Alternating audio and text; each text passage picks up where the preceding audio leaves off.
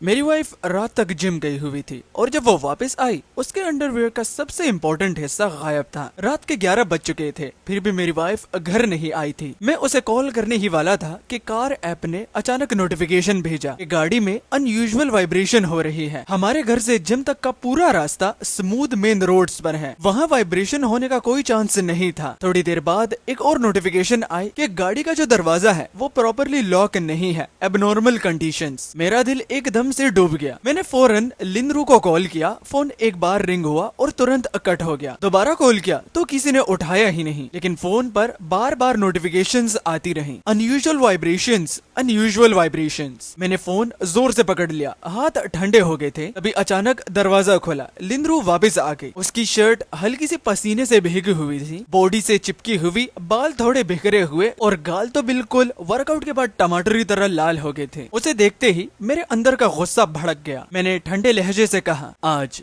काफी बिजी थी तुम, फोन उठाना भी जरूरी नहीं समझा। लिंद्रू ने मासूम सा चेहरा बनाया, अरे मत पूछो, मैं बहुत थक गई हूँ, सॉरी, मैंने रियलाइज ही नहीं किया कि तुमने कॉल किया था। मगर मैंने बाद में उसे घूरते हुए कहा, 2 घंटे से गायब थी तुम, काफी मजा आया होगा, है ना? वो हैरान हो गई, क्या बोल रहे हो? जिम के बाद सीधा घर आ रही थी, लेकिन गलती से गलत टर्न ले लिया और गांव की तरफ चली गई। वहाँ की जो डर्ट रोड इतनी खराब थी कि गाड़ी हिलती ही रही। बहुत मुश्किल से वापस रास्ता मिला। वो झुककर अपने शूज उतारने लगी। देखो, मेरे नए शूज भी गंदे हो गए। उसने शूज मेरे सामने दिखाए, धूल से भरे हुए। फिर वो नंगे पाँव मेरे पास आई और अपना पाँव उठाकर दिखाया। उस पे भी मिट्टी लगी हुई थी। मैं उस मिट्टी को घूरता रहा और मेरा गुस्सा धीरे धीरे कम होने लगा। क्या मैंने गलत समझ लिया था? शायद उसने मुझे धोखा नहीं दिया। लिंद्रू मेरे लैप पर बैठ गई, मुझे हक किया और हल्की सी फ्लर्ट वाली आवाज में बोली, अभी नाराज हो क्या? उसकी बदन की हल्की सी खुशबू मेरे दिमाग को कंफ्यूज कर रही थी। मैं बस उसे माफी मांगने ही वाला था कि अचानक रुक गया। सुबह जो स्टॉकिंग उसने पहनी थी वो तो गायब थी। लिंद्रू उठकर बाथरूम की तरफ चली गई। मेरा दिल तेज से धड़कने लगा। मैं तुरंत उसके पीछे गया। जैसे ही मैं दरवाजे तक पहुंचा, मैंने उसे मिनी स्कर्ट उतारते हुए देख लिया। उस पल मेरी सांसें रुक गई। उसके नीचे उसने कोई अंडरवियर पहना ही नहीं था। स्टॉकिंग का गायब होना समझ आ सकता था, लेकिन अंडरवियर वो कैसे गायब हो गया? मैंने गुस्सा दबाकर पूछा, सुबह जो स्टॉकिंग पहनी थी वो कहाँ है? लिंद्रू एक पल के लिए रुकी, फिर जैसे याद आया हो हंसी और बोली, जिम में मिल्क टी गिर गया था, उस पे बहुत स्टिकी हो गया था, इसलिए उतार के फेंक दिया। मैंने तुरंत पूछा,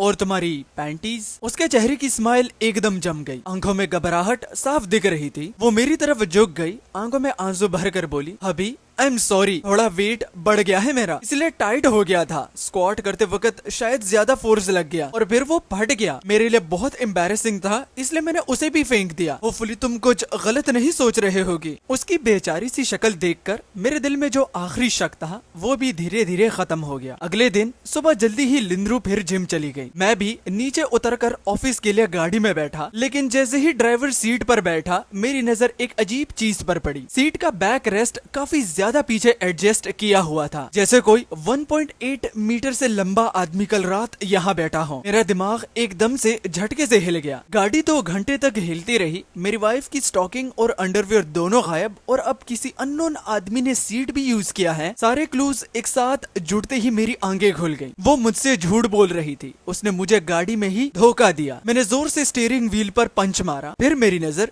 डैशबोर्ड पर जाकर रुकी। डैश कैम, बस अब सब सच सामने आ गया। मैंने सोचा, मैं तुरंत कैमरा निकालकर फुटेज चेक करने लगा, लेकिन अगले ही पल मेरा दिल ठंडा पड़ गया। रात 10 बजे के बाद की सारी रिकॉर्डिंग्स किसी ने मैन्युअली डिलीट कर दी थी। मेरे अंदर एक साथ ठंड और गुस्सा दोनों भर गया। लिंद्रू यूजुअली जिम योगा के लिए जाती थी, इसका मतलब उसका राज वही छुपा हुआ है। मैंने तुरंत गाड़ी स्टार्ट की, एक्सेलरेटर दबाया और सीधा उसके जिम की तरफ निकल गया। मुझे उसके धोखे का सॉलिड प्रूफ चाहिए था। जिम के बाहर पोस्टर्स लगे हुए थे, लेकिन उसमें प्राइस लिस्ट नहीं थी, सिर्फ हॉट बॉडी वाली लड़कियों की फोटोज लगी हुई थी। उन फोटोज को देखकर मेरे दिमाग में एक प्लान आया। मैंने उन फोटोज को सेव करके ट्रेनर को भेजा और प्रिटेंड किया कि मुझे इंटरेस्ट है। मैंने पूछा, मेंबरशिप कितनी है और ज्वाइन करने के बाद और फोटोज मिल सकती हैं? ट्रेनर ने तो तुरंत रिप्लाई किया, भाई तुम्हारी नजर कमाल की है, ये हमारी सबसे खूबसूरत मेंबर है। Membership fee 18 million per year है। सिर्फ फोटोज नहीं, अगर पैसा हो तो तुम उन्हें बाहर भी ले जा सकते हो। ये सुनकर मेरा खून खोल उठा। उसने कुछ ब्लर्ड फोटोज भेजी, मैंने देखा और मेरा दिमाग घूम गया। मुझे यकीन नहीं हुआ कि इतने टाइम से मेरे सर पर ग्रीन हैट था और मुझे पता भी नहीं चला। ये कोई नॉर्मल जिम नहीं था, ये क्लियरली एक इलीगल जगह थी। मैंने अपना गुस्सा दबाकर पैसे ट्रांसफर किए और बोला कि सारे अनब्लर्ड फोटोज भेजे। थोड़ी देर के बाद लिंक आया, मैंने क्लिक किया और अंदर सिर्फ स्कैंडलस फोटोज थी। अब मेरे सब्सक्राइबर्स, तुम्हें स्कैंडल की समझ में नहीं आती तो मैं समझाता हूँ। इसको तुम बिल्कुल MMS समझ सकते हो अगर जिसको ऑनलाइन यूज किया जाता हो, जैसे कि मीम पेज वाले करते हैं कि भाई फॉलो करो, लिंक तुम्हारे DM में आ जाएगा, तो उस तरह। अच्छा, तो उसके बाद क्या हुआ कि उनमें से 200 से ज्यादा फोटोज सिर्फ लिंदरू की थी। मैंने सब फोटोज क्लाउड में सेव कर ली, साथ ही दिमाग में प्लान बना रहा था कि और सॉलिड प्रूफ कैसे मिलेगा। अभी ट्रेनर का मैसेज आया, भाई तुम लकी हो, इस वीकेंड फिटनेस पार्टी है, प्रीमियम फीमेल मेंबर्स भी आएंगी, अगर पैसे देने के लिए तैयार हो तो फुल पैकेज मिलेगा। मैंने तुरंत 1000 RMB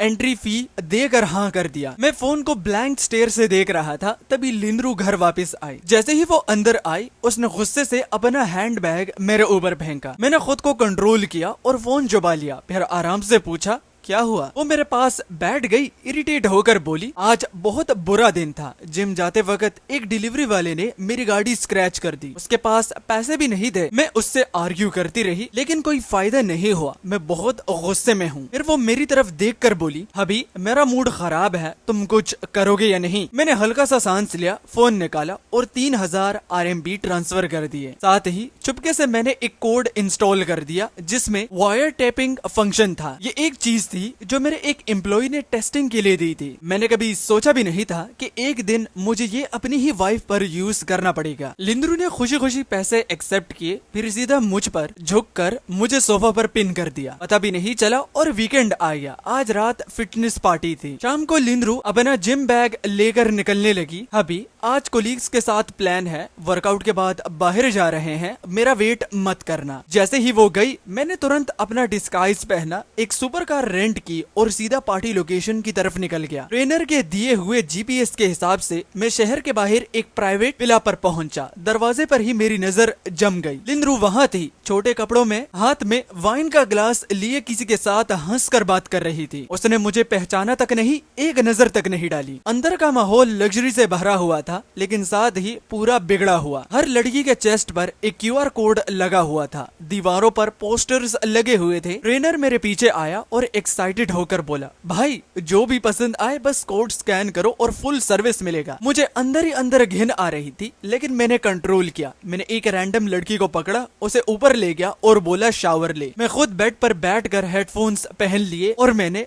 wire tapping software open किया। अभी थोड़ी देर पहले मैंने अपनी आंखों से देखा था लिंदरू एक आदमी के साथ रूम में गई थी। हेडफोन्स में आवाज आई, आदमी ने सांस बहुलते हुए पूछा, तुम्हारा हस्बैंड बेटर है या फिर मैं? लिंदरू ने बिना सोचे जवाब दिया, तुम। ऑब्वियसली वो बोरिंग और अगली है, सिर्फ पैसे की वजह से उसके साथ हो, वरना एक मिनट भी नहीं रहना। ये आवाज में पहचान गया, ये उसका बॉस था, गाओजान पार्क। थोड़ी देर बाद घटिया सी सांसें सुनाई देने लगी। मैं हेडफोन्स उतारने ही वाला था कि लिंदरू फिर बोली, तुमने प्रॉमिस किया था ना न्यू ईयर्स के बाद मुझे प्रमोट करोगे और अपनी बीवी को कब छोड़ोगे? वो आदमी बोला, बस मेरी बात मानो, ईयर एंड पार्टी के बाद तुम्हें सेक्रेटरी बना दूंगा, फिर हम और ज्यादा टाइम साथ बिताएंगे। लिंदरू हंसकर फ्लर्ट करने लगी। उसकी आवाज सुनकर मुझे घिन आ रही थी। मैंने ठंडी सी हंसी छोड़ी और सॉफ्टवेयर बंद किया। मैंने कभी नहीं सोचा था कि वो इतनी गिर सकती है। शादी के बाद मैंने उसे हर चीज दी, पैसे, गिफ्ट्स, डेली खर्चा, सब कुछ। फिर भी वो मुझे सिर्फ यूज कर रही थी। अब मुझे उसके लिए बिल्कुल भी रिग्रेट नहीं था। मैंने रिकॉर्डिंग केयरफुली सेव कर ली और प्लान बनाने लगा कि कैसे उसे सब कुछ छीन लो। जब लिंदरू रूम से बाहर आई तब तक मैं वहां से निकल चुका था। जाने से पहले मैंने पूरा हॉल सीक्रेटली माइक्रो कैमरा से रिकॉर्ड कर लिया था। जैसे ही मैं बाहर निकलने लगा, ट्रेनर्स और उसके आदमी ने मुझे रोक लिया। भाई रूल्स के हिसाब से बॉडी सर्च और फोन चेक होगा, उसने कहा। मैंने एक्टिंग की, शौक दिखाया और मुंह पर हाथ रखा। उसी वक्त मैंने माइक्रो कैमरा अपने मुंह में चुबा लिया। फिर मैंने फोन दे दिया और हाथ फैलाकर खड़ा हो गया। उन्होंने मुझे थ्रूली चेक किया, फिर जाने दिया। घर वापस आते ही सबसे पहले मैंने कैमरा से वीडियो निकाला और अपने कंप्यूटर में ट्रांसफर कर दिया। सब कुछ सेव करने के बाद मैंने फोन उठाया और ओल्ड वोंग को कॉल किया। जो जिम मैंने तुम्हें इन्वेस्टिगेट करने को बोला था उसका डेटा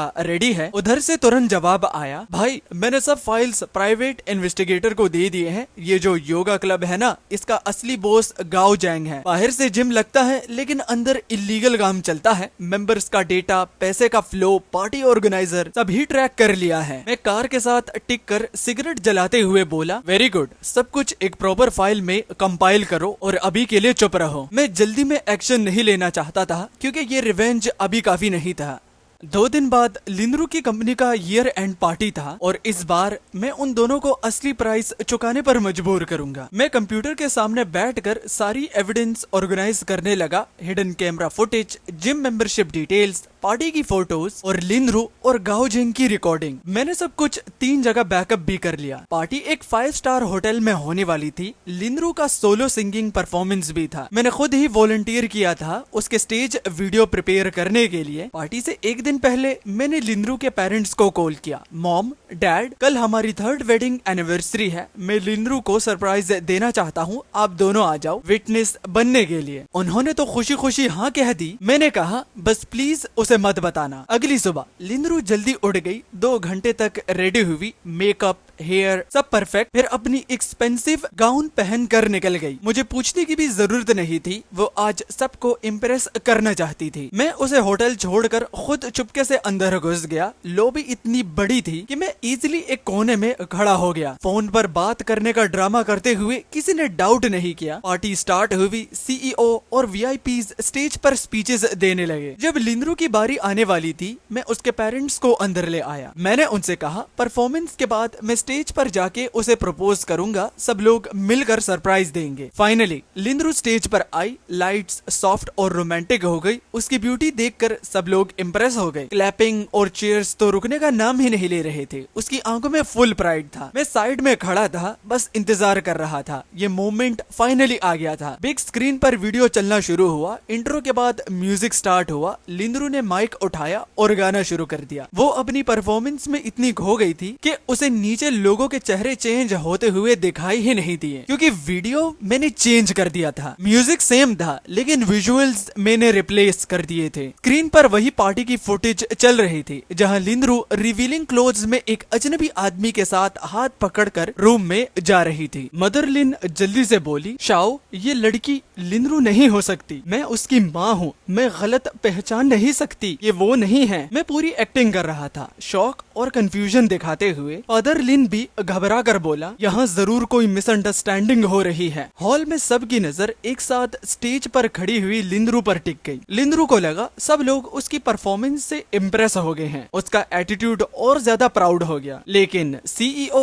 और कंपनी के लीडर्स के चेहरे बिल्कुल बदल चुके थे, जैसे कुछ बहुत गंदा देख लिया हो। पीछे से कुछ लोग चीप कमेंट्स भी करने लगे। गाना गाते गाते लिनरू को फील हुआ कि कुछ तो गलत है। लोग उसे नहीं बल्कि उसके पीछे स्क्रीन को देख रहे हैं। वो धीरे से मुड़कर पीछे देखती है और उसी वक्त कैमरा जूम करके उसका हाल दिखा देता है। लिनरू वही जम गई। उसके हाथ से माइक गिर गया और उसकी तेज आवाज हॉल में गूंज गई। मैं जोर से बोला, अभी भी कह सकते हो क्या ये लिनरू नहीं है? उसके पेरेंट्स बिल्कुल चुप हो गए, शर्म से झुक गए, जैसे जमीन में गिर जाना चाहते हो। अब पूरे हॉल की नजर सिर्फ लिनरू पर थी और सबसे बड़ा शौक ये था कि उसके साथ जो आदमी था वो कोई और नहीं, उसका बॉस था। गाओ जेंग पार्क घबरा कर बोला, वो भी अपनी वाइफ से। ऐसा नहीं है, मैं एक्सप्लेन कर सकता हूँ। उसकी वाइफ सरप्राइजिंगली शांत थी लेकिन उसकी आवाज में ठंड थी। यही प्रॉमिस किया था तुमने कि कभी ऐसा नहीं करोगे। फिर भी गाओ जेंग पार्क बोलता रहा, चलो चलो घर चलते हैं, मैं सब कुछ समझाता हूँ। उसकी वाइफ का पेशेंस टूट गया। ओ, इसलिए रोज ओवर टाइम बोलते थे,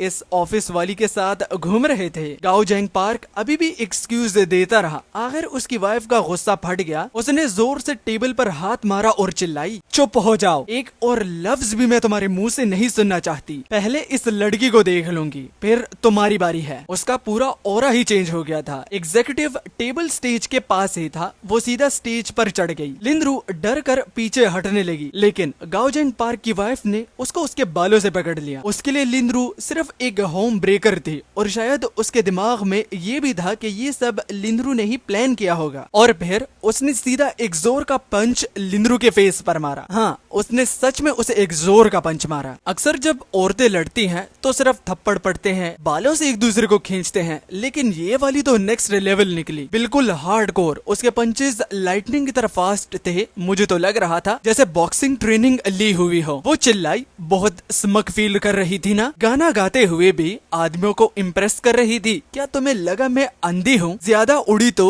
जान ले लूंगी। लिंद्रू दर्द से चीख रही थी, बस अपना फेस बचाने की कोशिश कर रही थी, फाइट बैक करने की हिम्मत ही नहीं थी। लोग स्टेज पर दौड़ पड़े, कुछ रोकने के लिए, कुछ वीडियोस बनाने के लिए और कुछ सिर्फ तमाशा देखने के लिए। पूरा सीन केओस बन गया। बड़ी मुश्किल से दोनों को अलग किया गया। तब तक लिंद्रू का चेहरा इतना सूज चुका था कि पहचान मुश्किल थी। उसकी माँ चाहे कितनी भी शर्मिंदा हो फिर भी अपनी बेटी को बचाने आई, लेकिन लिंद्रू अब पूरी तरह कंट्रोल हो चुकी थी। आंखें लाल, दिमाग गर्म। वो सीधा चिल्लाई, चलो आज सब खत्म कर देते हैं। वो तुमसे प्यार नहीं करता, समझी तुम सिर्फ उसके बच्चों की माँ हो, कोई खास नहीं। फिर उसने और भी ज्यादा जहर उगला। गाओ जेंग पार्क ने खुद बोला, तुम बस एक पुरानी औरत हो। ये सुनते ही सब लोग शॉक हो गए। और तभी गाओ जेंग पार्क जिस आदमी के साथ वो गंदे काम करती थी वो उसे खुद थप्पड़ मारता है, जिससे वो गिर गई जमीन पर। उसने गुस्से में उंगली दिखाते हुए कहा, ये लड़की जब से ऑफिस आई है मुझे ही फंसाने की कोशिश कर रही है। इसने मुझे यहाँ ट्रैप किया। मैं सिर्फ अपनी बीवी से प्यार करता हूँ। तू कौन होती है कंपेयर करने वाली? उसकी आंखों में इतना गुस्सा था जैसे मार ही देगा। दोबारा मेरी फैमिली को टच करने की कोशिश की ना, जॉब छोड़ दूंगा, लेकिन तुम्हें और तुम्हारी फैमिली को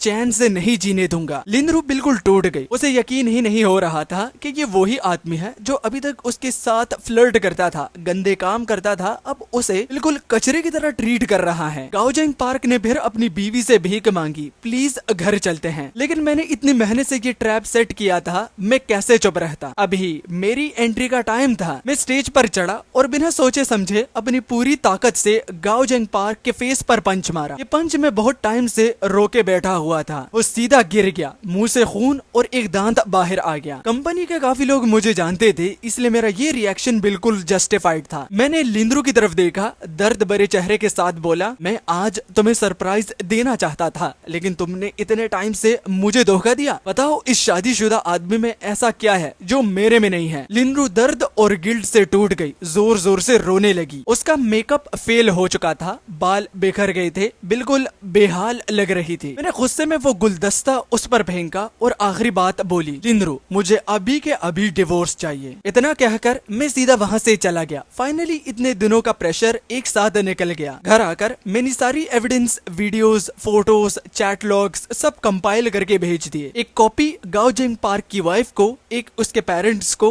और एक पूरी कंपनी को। मेरा एम बिल्कुल सिंपल था, सच सबके सामने आना चाहिए, चाहे उसकी वाइफ डाइवोर्स ले या ना ले, मुझे कोई फर्क नहीं पड़ता, लेकिन इन दोनों को सब कुछ खोना पड़ेगा। मैंने कभी नहीं सोचा था कि मैं खुद एक दिन ऐसा एक्सपोज करूंगा। उस रात मैं आराम से सोया, लेकिन ये एंड नहीं था, बस शुरुआत थी। अगली सुबह मैंने ऑर्डर दिया, डाइवोर्स सेटलमेंट ड्राफ्ट करो, उसे एक पैसा भी नहीं मिलेगा, सारी प्रॉपर्टीज और गाड़ियां मेरे नाम वापस आएंगी। मुझे कल एक नोटिफिकेशन मिलेगी। मैंने ठंडे लहजे में कहा, तुम्हें थ्रिल पसंद था ना, अब मैं तुम्हें दिखाता हूँ। जब मैं तुमसे सब कुछ वापस ले लूंगा तब तुम्हें असली जिंदगी की सख्ती समझ आएगी। लिंद्रू गुस्से और घबराहट में बोली, जेंग डाओ इसका मतलब क्या है? तुम मुझे बस घर से निकालना चाहते हो? मैं उसे सीधा देख रहा था, बिना किसी इमोशंस के। 3 साल का प्यार उसने धोखा दे के ही खत्म कर दिया था। मैं मुड़कर जाने लगा, तभी लिंद्रू ने मेरा हाथ पकड़ लिया। उसने अपने बैग से एक पेपर निकाला और मेरे पैरों के पास फेंका। मैंने उठाया, वो एक लैब रिपोर्ट थी। उसमें लिखा था वो 1 महीने की प्रेग्नेंट है। मेरा दिमाग एक पल के लिए सुन्न हो गया, हाथ कांपने लगे। 3 महीने पहले वो खुद कह रही थी कि बेबी चाहिए, हम ट्राई भी कर रहे थे, लेकिन 2 महीनों तक कुछ नहीं हुआ। फिर मैं हॉस्पिटल गया था और मुझे पता चला कि मेरे स्पर्म काउंट लो है। डॉक्टर ने कहा था कि अभी बच्चा प्लान मत करो,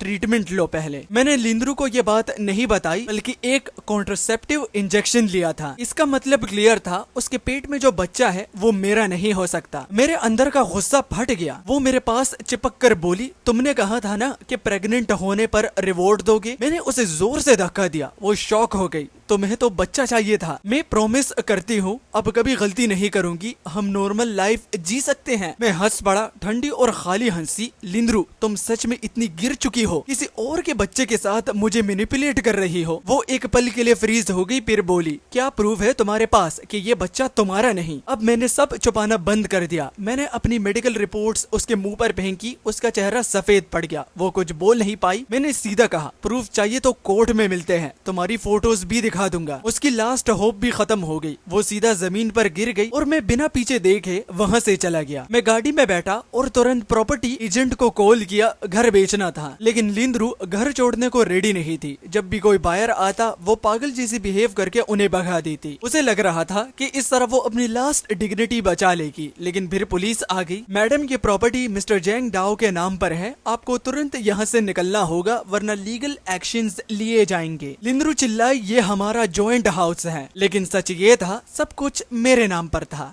वो समझ ही नहीं पाई कि जिस आदमी पर वो डिपेंड कर रही थी उसने सब कुछ सिक्योर करके रखा था। आखिरकार उसे घर से निकाल दिया गया। उसके पास रहने के लिए कोई जगह नहीं थी। एक होटल में रुक गई, लेकिन मैंने उसे वहाँ भी चैन से रहने नहीं दिया। मैंने होटल को कॉल किया और कुछ बहाना मार के उसे वहाँ से भी निकलवा दिया। आखिर में मजबूरन उसे गाँव वापस जाना पड़ा, लेकिन उसकी बदनामी ऑलरेडी फैल चुकी थी। वो अपने घर पहुंची और रोकर बोली, मॉम मुझे रहने दो, मेरे पास कहीं और रहने की जगह नहीं है। उसकी माँ गुस्से में बोली, तुम तो बहुत स्मार्ट बनी फिरती थी ना, तुम्हें थ्रिल चाहिए था ना, इतना अच्छा हस्बैंड भी कम पड़ गया। फिर उन्होंने सीधा बोला, मेरी कोई ऐसी बेटी नहीं है, निकल जाओ यहाँ से, दोबारा कभी मत आना। मॉम प्लीज दरवाजा बंद मत करो, गलती हो गई है मुझसे, प्लीज मुझे माफ कर दो। उसकी माँ ठंडे और सख्त लहजे से बोली, रोना बंद करो, ये रास्ता तुमने खुद चुना था, अब इसे पूरा चलाना भी तुम्हें ही पड़ेगा। हमारी फैमिली की इतनी बेइज्जती बर्दाश्त नहीं कर सकती। मैं अपने दोस्तों की भेजी हुई वीडियोस देख रहा था, दिल में अजीब सी मिक्स फीलिंग थी। क्या लिंद्रू ने कभी सोचा था कि इतनी एरोगेंट लड़की का ये हाल होगा? ओल्ड वैंग ने पूछा, क्या और कुछ करना है? मैंने सीधा जवाब दिया, नहीं। उसकी माँ ने ही काफी कर दिया। लिंद्रू की जिंदगी एक्सपेक्ट से भी ज्यादा जल्दी टूट गई। उसने अपना शनेल कोड भेज दिया, उसके पास बचा हुआ आखिरी महंगा सामान। फिर वो पागलों की तरह लोगों को कॉल करने लगी, हर किसी से मदद मांगने लगी। आखिर में उसने ओल्ड वैंग को कॉल किया, प्लीज बस 5 मिनट बात करवा दो, वो मुझसे पहले बहुत प्यार करता था। जवाब आया, वो सब पास्ट है, तुम्हें खुद अपने हाथों से सब बर्बाद किया, अब वो सिर्फ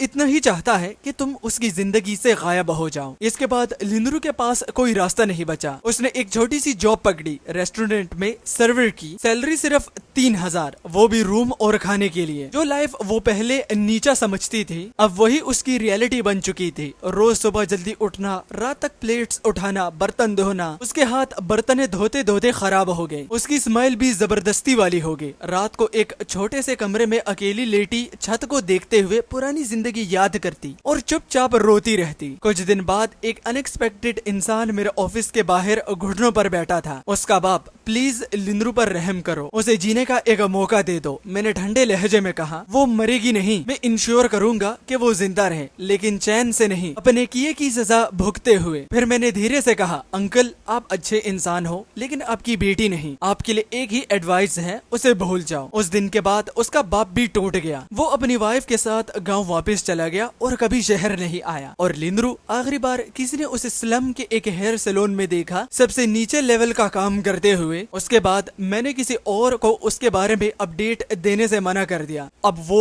जिंदा है या मर गई मुझे कोई फर्क नहीं पड़ता था। 1 साल बाद मैं अपनी नई गर्लफ्रेंड का हाथ पकड़कर बिजी स्ट्रीट पर चल रहा था। तभी मेरी नजर एक फेमिलियर चेहरे पर पड़ी। वो लिंद्रू थी, सस्ती सी यूनिफॉर्म पहनी हुई, सैलून के बाहर खड़ी कस्टमर्स बुलाने की कोशिश कर रही थी। जैसे ही उसने मुझे देखा उसका पूरा जिस्म कांप गया। उसने तुरंत नजर झुका ली, वो भी डर और रिग्रेट से। पिछले 1 साल में उसकी जिंदगी बिल्कुल टूट चुकी थी। लग्जरी लाइफ से सीधा स्ट्रगल, रोज काम, थोड़ी सी सैलरी, डांट और रात का अकेला कमरा। कभी कभी अपने पेरेंट्स को कॉल करती, लेकिन वहाँ भी सिर्फ ठंडी आवाज मिलती। दोस्त सब गायब हो चुके थे। जो लोग पहले उसकी तारीफ करते थे अब वही उसका मजाक बनाते थे। और मेरी लाइफ परफेक्ट चल रही थी, करियर ग्रो कर रहा था नई गर्लफ्रेंड के साथ पीसफुल लाइफ। मैंने एक बार उसकी तरफ देखा, फिर अपनी गर्लफ्रेंड की तरफ मुस्कुराया और आगे बढ़ गया। लिंद्रू सड़क के किनारे खड़ी थी, कुछ कहना चाहती थी लेकिन उसके पास शब्द नहीं थे। पिंजरा खोल दिया था लेकिन अब परिंदे को उड़ने की आदत नहीं रही। और इसी के साथ दी एंड। ये स्टोरी फुल थी और प्रॉमिस करता हूँ इससे पहले जो वीडियो मैंने डाली थी उसका पार्ट भी लाऊंगा, आई प्रॉमिस, वरना मेरे नीचे का हथियार ही काट दो कसम से। मगर उससे पहले मैं अपना नया चैनल बना रहा हूँ, उसे जाके सब्सक्राइब कर दो, बिकॉज मेरे पास कोई बैकअप चैनल नहीं है और जो है वो डिमोनेटाइज हो गए हैं। किसी काम में नहीं, वरना मैं आपसे दोबारा नहीं बोलता कि इसे जाके सब्सक्राइब करो। मानवा की वीडियो इस न्यू चैनल पर आएगी, साथ में AI वाली भी, बस बैकअप चाहिए। और हाँ, थैंक यू सो मच। और 100K के बहुत करीब है तो दबा के सब्सक्राइब करो। मिलता हूँ एक अगले स्टोरी के साथ, तब तक के लिए अलविदा, टाटा, बाय बाय, सायोनारा, शुभकामनाएं, खुदा हाफिज एंड